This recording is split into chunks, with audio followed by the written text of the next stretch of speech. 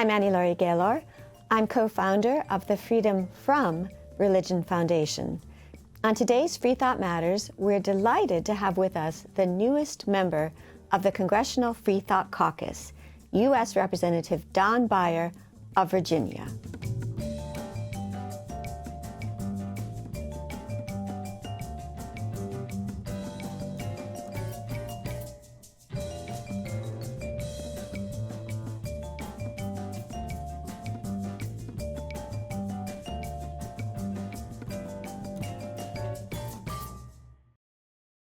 The Freedom from Religion Foundation, which produces Freethought Matters, is the nation's largest association of free thinkers. That's atheists, agnostics, and other non-believers. We invite you to join us in our vital work to keep our secular government free from religious influence. Become a member at ffrf.org or ask for a complimentary copy of our newspaper, Freethought Today. Freedom depends on freethinkers. Watch prior episodes of Freethought Matters on FFRF's YouTube channel.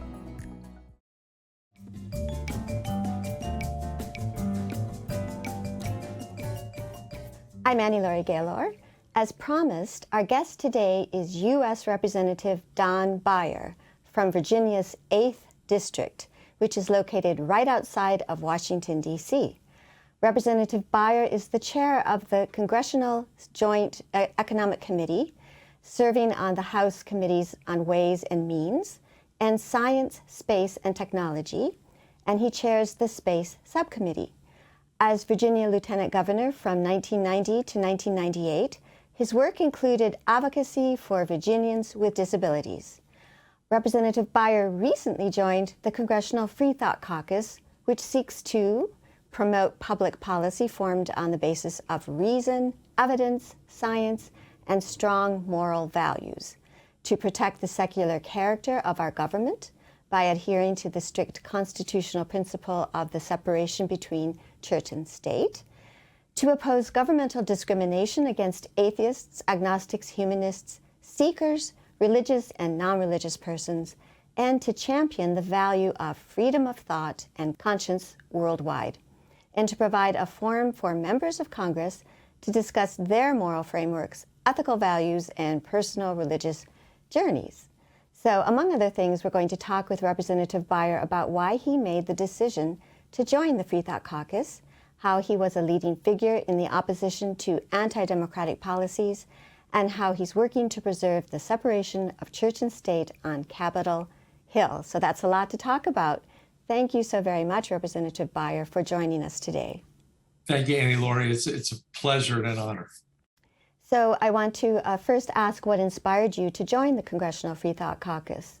Well, the first thing was I really liked the people that were in it. Jamie Raskin, Jared Huffman, Jerry McInerney, Susan Weil, and others. These are not just my friends, but these are people that I think are smart, honest, principled, and so that I was really attracted to that.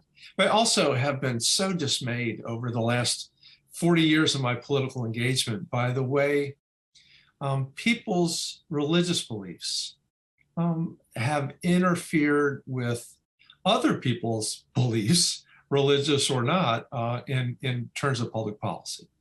And I think most of history, you go back to 2,000 years that's written down, we see really awful things coming out when one person imposes his religious or her religious beliefs on another. So I treasure the fact that I'm from Virginia, where Thomas Jefferson wrote the first statute of religious freedom, separating church and state. And I think we eat away at that little by little. And I think I want to be part of the team that's fighting to preserve that secular democracy in which we live. And of course, we'll be celebrating Religious Freedom Day on January 16th, which commemorates Jefferson's Virginia statute for religious freedom. So one of your major legislative achievements was passing the No Ban Act in the House. And that No Ban Act is one of FFRF's key legislative priorities, eliminating Trump's Muslim ban. And I wondered if you wanted to talk a little bit more about that. Yeah, sure. Laurie, this started during the 2016 campaign, early on, when candidate Trump said, no Muslims, we would ban all Muslims from the country. Later, he qualified it to say 6 or 7 countries that were largely Muslim countries. But he started off with no Muslims at all. So we put together a simple, literally one sentence bill. It's called the Religious Freedom Act. That said, no one shall be barred entry from the country because of their religious beliefs or a lack of religious beliefs. And we want to make sure that we had that humanistic/atheistic perspective in there too. And when we rolled it out, it was heartening that the stage that we did it on in the Capitol had Christian ministers and rabbis and imams and atheists, and the larger freedom thought secular groups were there. It was a cross-section that recognized that if we start banning people from our country based on the God they believe in or the dogmas they believe in, we're going down a very dangerous road. Now, that bill didn't make it very far. We only had one Republican co-sponsor who retired.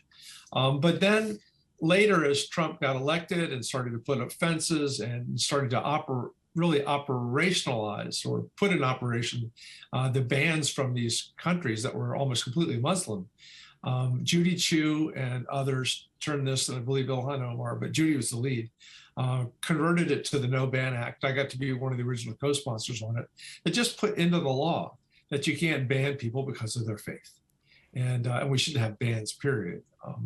You can ban terrorists, you can ban people because of the dangers they present, but not ban people because of who they pray to or don't pray to. And of course, the U.S. Constitution bars any religious test for public office. So how could we have a religious test for citizenship or a religious test for immigration?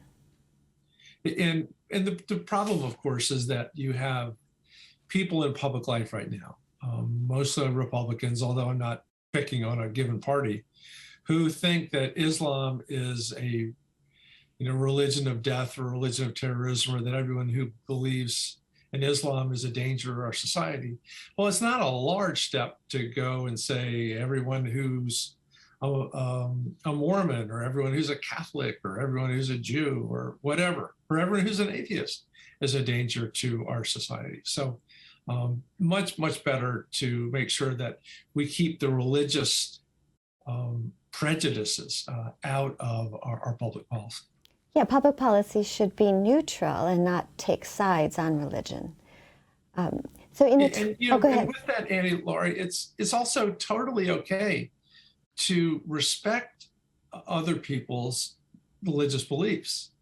I never want to make fun of anybody's religion or denigrate it or say that it's not valuable or is invalid or is not true. These are very personal decisions that they go about. But just as I don't want to attack anybody else's, I don't want anybody attacking mine either, or making decisions about me or what I can do in a free society based on my deeply held religious and/or philosophical beliefs. Well, the First Amendment really honors the freedom of conscience, that anybody can be any religion or no religion. So I'm with you.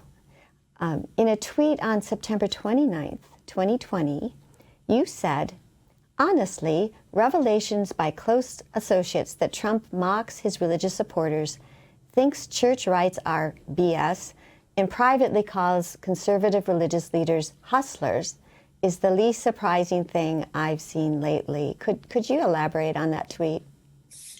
Well, if Trump's personal beliefs or that religion is a farce and that religious leaders are hustlers, whatever, I can respect, not necessarily agree with him, but okay, that's his belief system. All right, fine.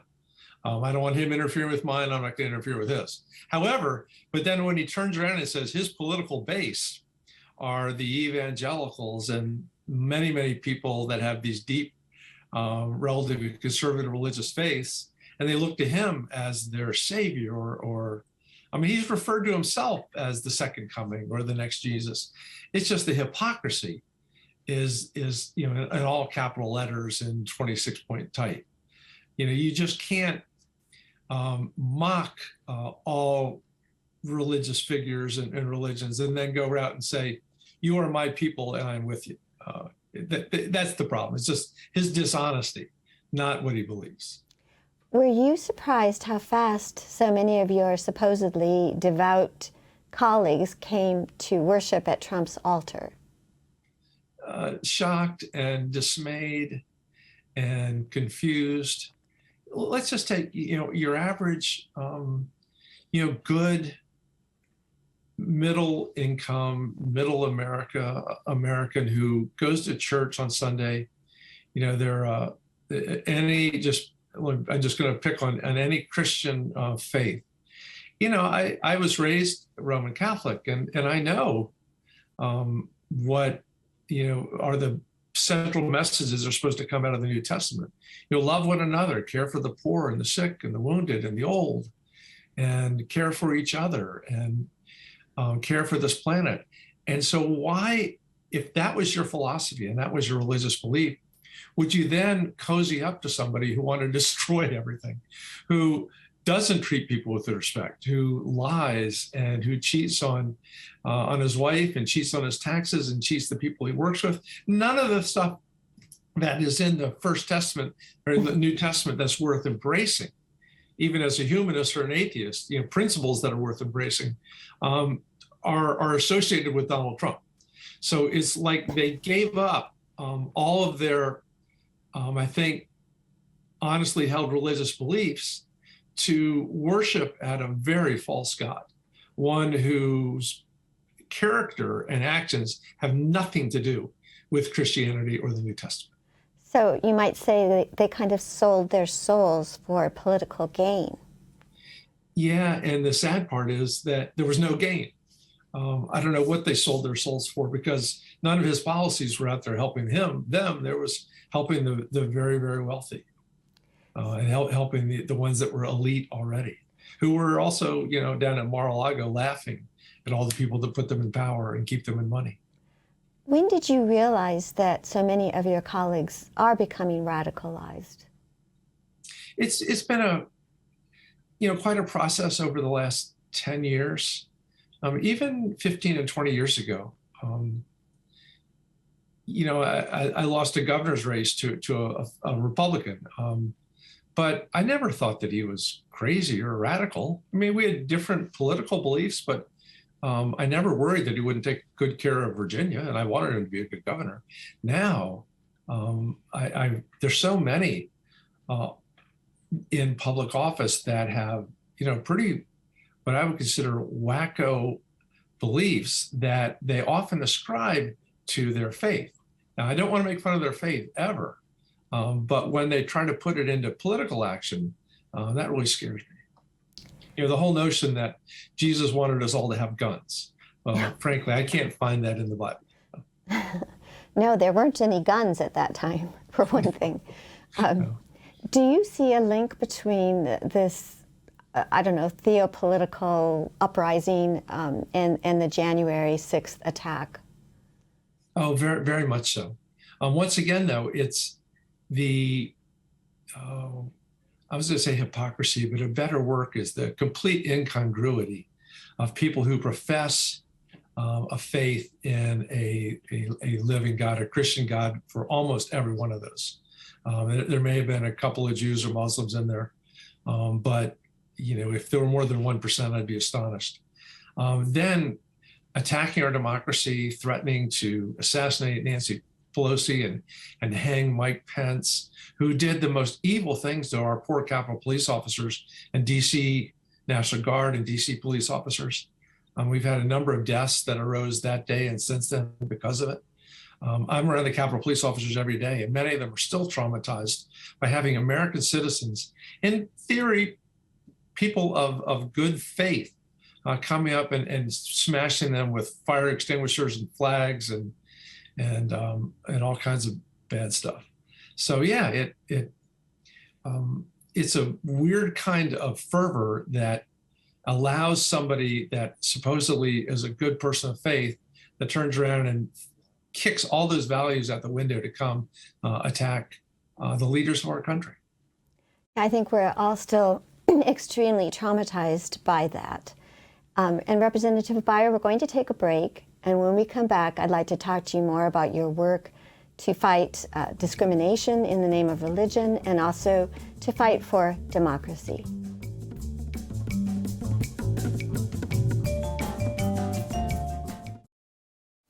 Hi, I'm Ron Reagan, an unabashed atheist. When I first recorded that commercial back in 2014, being openly atheist in America was still fairly uncommon. Today, the fastest growing religious group in the country is the non-religious, especially among the young. That progress is heartening, but the religious pushback is fierce and the forces of Christian nationalism are well organized.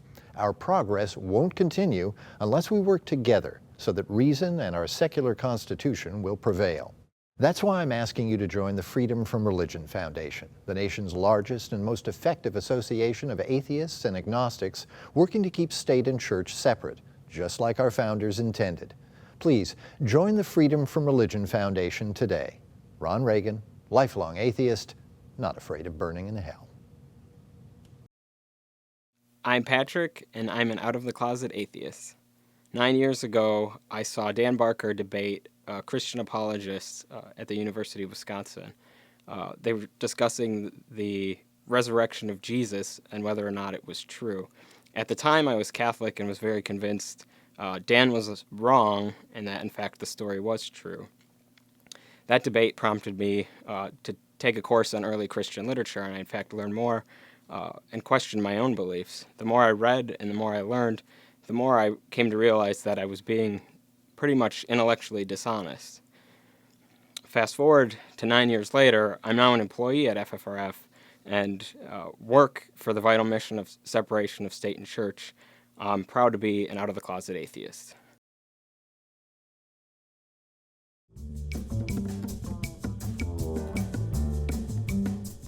Freethought Matters is back. I'm speaking with U.S. Representative Beyer from Virginia about the Congressional Freethought Caucus, democracy, working for true religious liberty. And Representative Beyer, in a Facebook post on February 25th of 2021, you said Republicans say religious freedom protects discrimination against LGBTQ people. The same claim was made to deny the rights to minorities and women. Your religious beliefs do not give you the right to bully children, persecute others, or deny people equal protection under the law. So I'd like to talk a little bit more about what prompted that tweet and what's going on there. Well, there's, it's shown up in a variety of ways, Laurie. A lot of it began with the whole notion of, can you discriminate against LGBTQ people because of your religious beliefs? You may have some religious belief that says, well, homosexuality is evil or bad. Okay, fine. I disagree. I think that's the incorrect reading of everything. But even more importantly, okay, you feel that way, but that doesn't give you the right to attack others or deny the rights of other human beings to love who they want to live with whom they want to marry whom they want to. Or in the case of the people baking the cake, why should you be able to offer your services to the whole public, except that person because you don't like his lifestyle or his beliefs or whom he loves or whom she loves? And of course, it's a very slippery slope. If you can say, I'm going to discriminate against that person because of their sexual orientation, and you discriminate against that person because they have red hair, and you discriminate that person because they're a woman or a child or they're Black. Religious beliefs, I think it was Henry James wrote a book called The Varieties of Religious Experience. We know on a planet with 7.9 billion people, there can be extraordinary varieties of religious experience. But should we be allowed to take all of those out on our fellow man with no respect for their individual rights?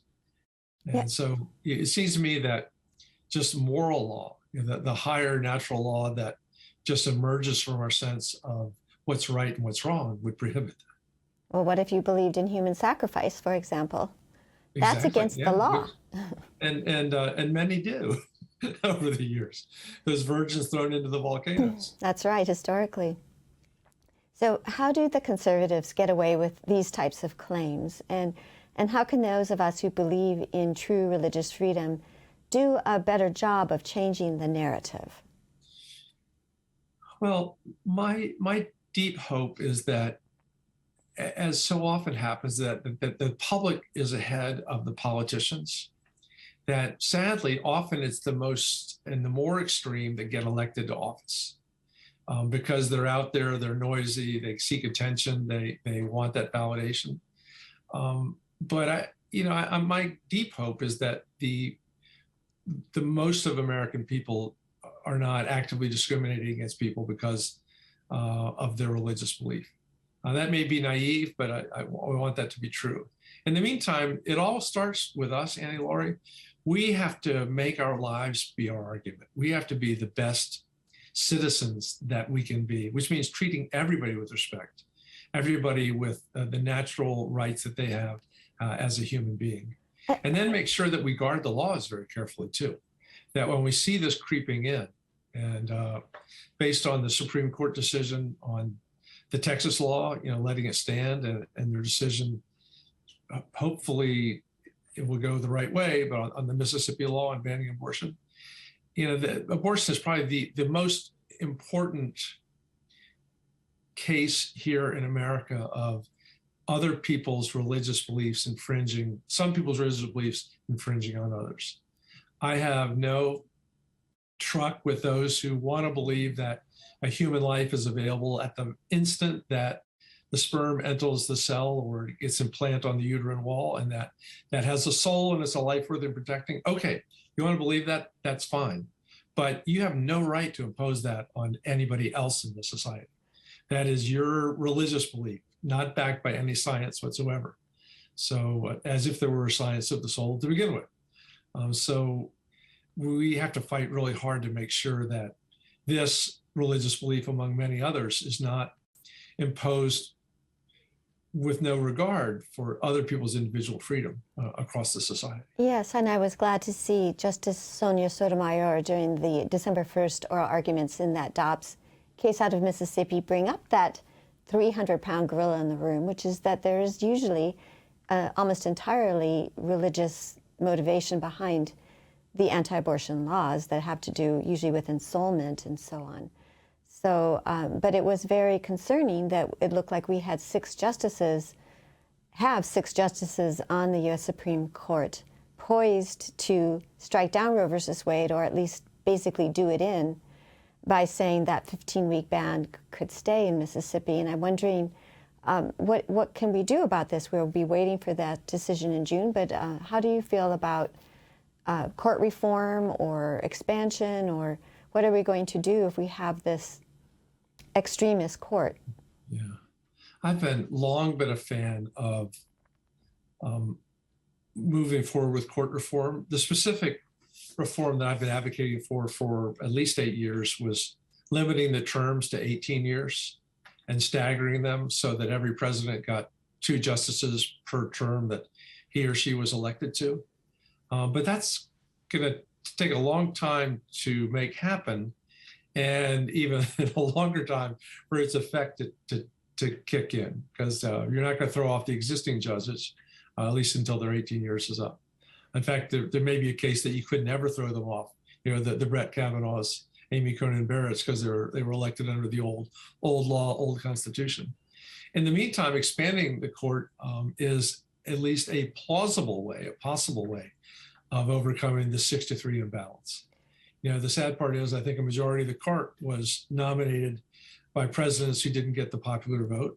That's right. We know that Mitch McConnell unilaterally shrunk the court from 9 to 8 after Ruth Bader Ginsburg died, and then took it back to 9 when they had the power. Well, we have a stolen seat, I feel. Yeah. It's a totally stolen seat.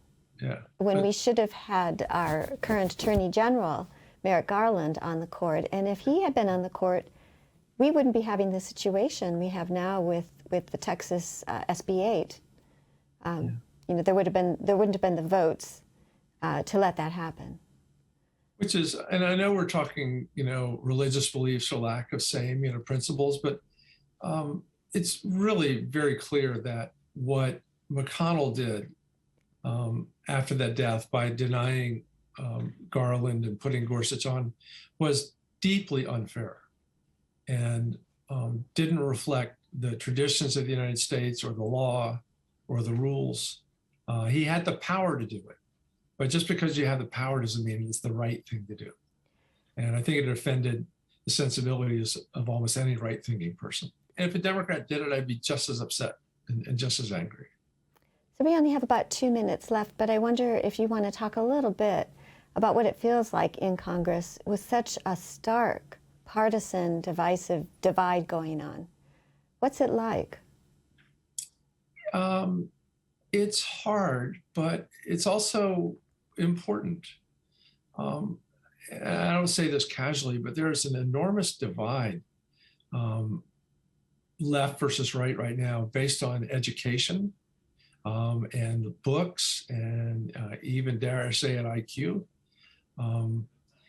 And so you get a whole Enlightenment crowd that believes in reason and progress and science, and then a whole bunch that could care less, that just want to burn the house down, that are interested in power for the sake of power, not that they would want to do anything good with it. But history's not over. We don't live in a perfect world, and so we had to just get up and fight every day, trying to make sure that the values that our country was based on, the values of individual freedom and liberty and responsibility to each other, really come out, that we're all about finding the right balance between individual liberty and the needs of the community as a whole. And on the other side, I don't see hardly any of that. Well, we're so glad you're there. And thank you so much for joining Freethought Matters today, Representative Beyer. Thank you, Annie, Laurie, very much. And thank you so much for your advocacy for true religious freedom and the separation between religion and government, Representative Beyer. And thank you for joining us for Freethought Matters, because Freethought matters.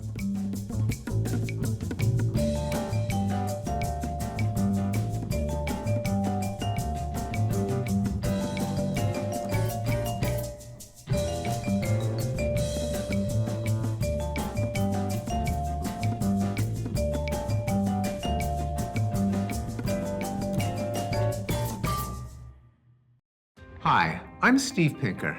In my book, Enlightenment Now, I show that the world has become a better place as reason has been overcoming superstition and tribalism. But the values of the Enlightenment are under attack. That's why I'm a proud member of the Freedom from Religion Foundation, the nation's largest association of free thinkers working to keep state and church separate. Please join me in supporting the Freedom from Religion Foundation to ensure that our government is driven not by religion, but by reason.